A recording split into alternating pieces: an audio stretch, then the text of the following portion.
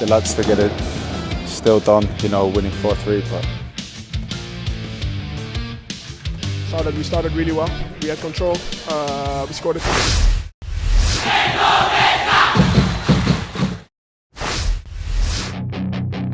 Zain Patinama tak ikut sumpah WNI. Pratama Arhan akui siap bersaing. Usai Jordi Amat dan Sandy Walsh dipastikan akan menjalani sumpah WNI pada hari Kamis besok. Kabar kurang mengenakan datang dari pemain keturunan lainnya, yakni Zain Patinama. Dikonfirmasi langsung oleh utusan PSSI Hamdan Hamidan, menjelaskan penyebab Zain Patinama tidak bisa ikut menjalani proses pengambilan sumpah WNI bersama Jordi Amat dan Sandy Walsh, lantaran masih membutuhkan beberapa tahap sebelum bisa menjalani sumpah WNI dengan Kemenkumham. Sebagai informasi, Zain Patinama saat ini masih harus menunggu pengajuan naturalisasinya disetujui dalam rapat paripurna DPR RI untuk kemudian mendapatkan keputusan presiden dari Presiden Joko Widodo. Situasi itu membuat Zain Patinama kemungkinan besar tidak bisa dibawa timnas Indonesia untuk Piala AFF 2022. Pasalnya pendaftaran pemain untuk ajang tersebut bakal ditutup pada 20 November mendatang. Menanggapi hal tersebut, pesaing Zain Patinama di skuad Garuda yakni Pratama Arhan mengungkapkan jika dirinya mendukung penuh proses naturalisasi yang dilakukan oleh PSSI. Meski sama-sama berposisi sebagai bek kiri, Pratama Arhan mengaku jika dirinya tak gentar dan siap untuk bersaing dengan rekan satu timnya di timnas Indonesia.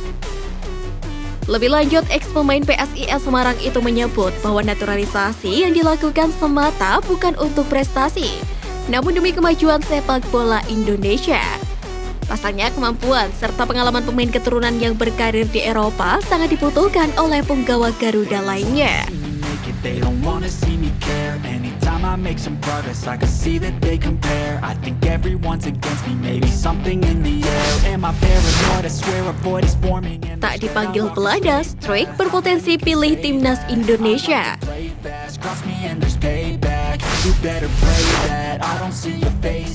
Kabar mengejutkan datang dari pemain keturunan Indonesia Belanda, Pascal Struijk, yang akhirnya tidak diikutsertakan timnas Belanda di ajang Piala Dunia 2022.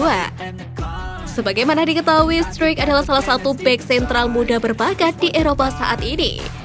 Usianya yang masih 23 tahun, namun telah menjadi pemain reguler untuk Leeds di kompetisi kasta teratas Liga Inggris. Sayang, karir internasional Pascal Struijk tidak semulus di level klub. Walau dia pernah punya pengalaman membela Belanda di level U17, namun hingga kini dirinya belum juga mendapatkan caps perdana bersama The Orange Senior. Mengetahui hal tersebut, banyak yang beranggapan bahwa Pascal Struijk layak untuk meninjau kembali opsi membela timnas Indonesia apabila terus diabaikan oleh Belanda. Hal itu tak terlepas dari darah keturunan yang mengalir dari kakek dan neneknya berasal dari tanah air. Struijk sendiri mengaku telah mendapatkan dorongan untuk memilih skuad Garuda lantaran potensinya yang besar. Orang Indonesia tampaknya sadar kalau saya memiliki darah Indonesia. Saya bingung mereka tahu dari mana. Saya harus akui terkadang saya merasa orang Indonesia, tapi terkadang tidak. Ucap Struijk dikutip dari Sport Magazine beberapa waktu lalu.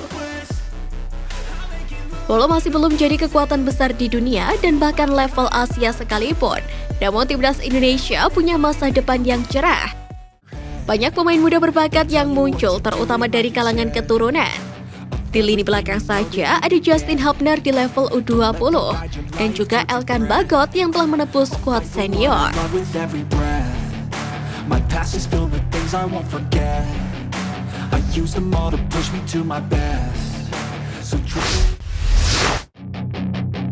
Jelang TC Timnas Senior, Ketum PSSI pertimbangkan gunakan training center milik Bali United.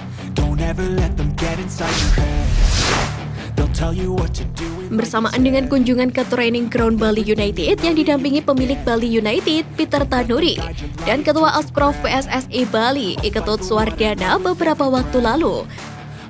Ketua Umum PSSI Muhammad Iriawan mengakui akan mempertimbangkan fasilitas training center Bali United yang terletak di kawasan Pantai Purnama Bali, sebagai tempat pemusatan latihan timnas Indonesia jelang Piala AFF 2022.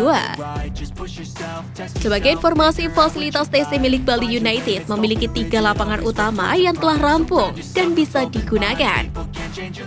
Dengan rumput berstandar FIFA untuk menjamin keamanan dan kenyamanan para pemain yang beraksi di atasnya.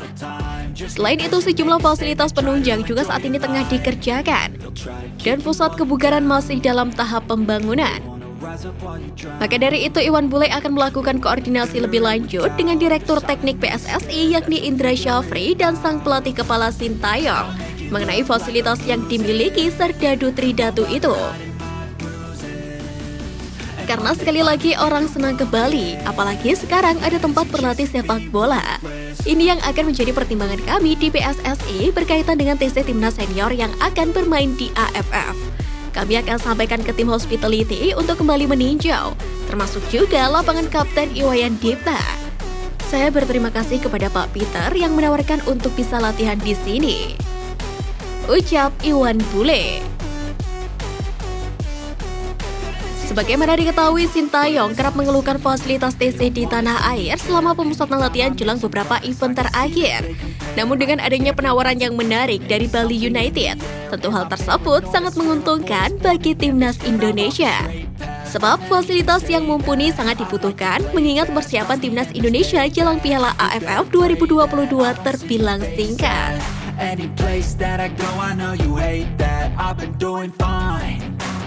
I'm not wasting any more time.